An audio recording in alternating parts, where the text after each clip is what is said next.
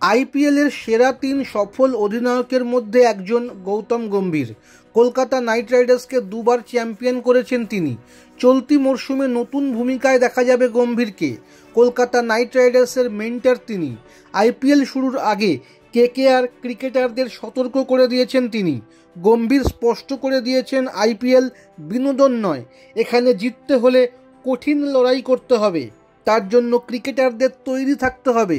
একটি চ্যানেলের সাক্ষাৎকারে গম্ভীর বলেন, আমি প্রথম দিনই স্পষ্ট করে দিয়েছি যে আইপিএল ছেলে খেলা নয়। যতই বিনোদন ও বলিউড যুক্ত থাকুক, দিনের শেষে যে দল নিজেদের সেরাটা খেলাটা খেলতে পারবে তারাই জিতবে। কারণ এই লিগ বিশ্বের অন্যতম কঠিন লিগ, তাই এখানে সফল হতে হলে কঠিন পরিশ্রম করতে হবে।